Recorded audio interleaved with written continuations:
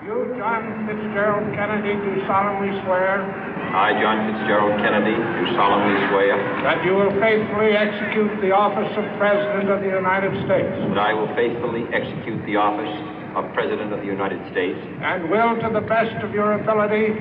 And will, to the best of my ability. Preserve, protect, and defend the Constitution of the United States. Preserve, protect, and defend the Constitution of the United States. So help you God. So help me God.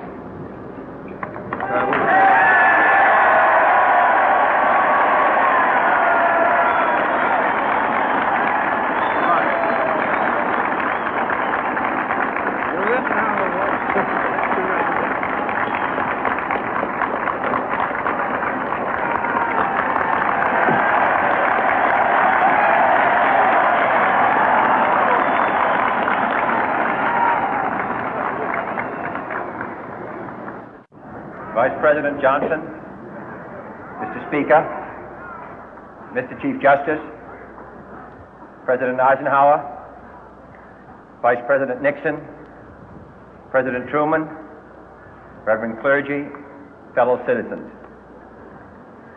We observe today not a victory of party, but a celebration of freedom, symbolizing an end as well as a beginning, signifying renewal as well as change. For I have sworn before you and Almighty God the same solemn oath our forebears prescribed nearly a century and 3/4 ago. The world is very different now, for man holds in his mortal hands the power to abolish all forms of human poverty and all forms of human life. And yet the same revolutionary beliefs for which our forebears fought are still at issue around the globe. The belief that the rights of man come not from the generosity of the state, but from the hand of God. We dare not forget today that we are the heirs of that first revolution. Let the word go forth from this time and place to friend and foe alike that the torch has been passed to a new generation of Americans born in this century, tempered by war, disciplined by a hard and bitter peace, proud of our ancient heritage, and unwilling to witness or permit the slow undoing of those human rights to which this nation has always been committed and to which we are committed today at home and around the world.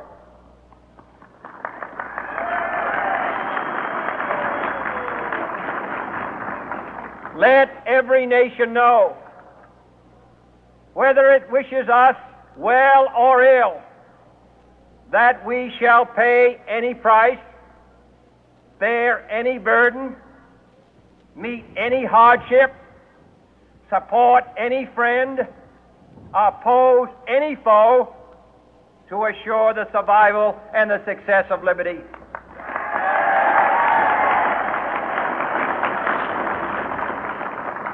This much we pledge and more. To those old allies whose cultural and spiritual origins we share, we pledge the loyalty of faithful friends. United, there is little we cannot do in a host of cooperative ventures.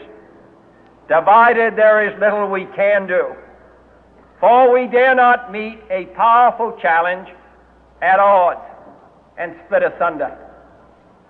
To those new states whom we welcome to the ranks of the free, we pledge our word that one form of colonial control shall not have passed away merely to be replaced by a far more iron tyranny. We shall not always expect to find them supporting our view, but we shall always hope to find them strongly supporting their own freedom, and to remember that in the past, those who foolishly sought power by riding the back of the tiger ended up inside.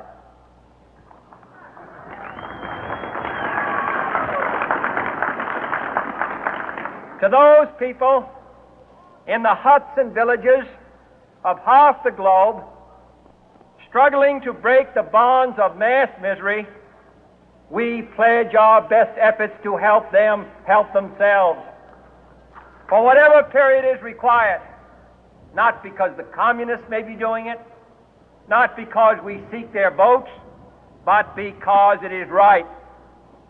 If a free society cannot help the many who are poor, it cannot save the few who are rich.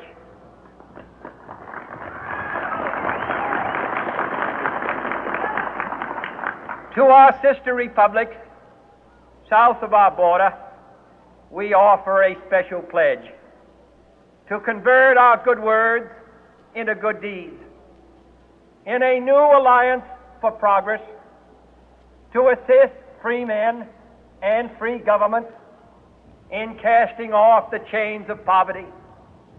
But this peaceful revolution of hope cannot become the prey of hostile powers. Let all our neighbors know that we shall join with them to oppose aggression or subversion anywhere in the Americas. And let every other power know that this hemisphere intends to remain the master of its own house.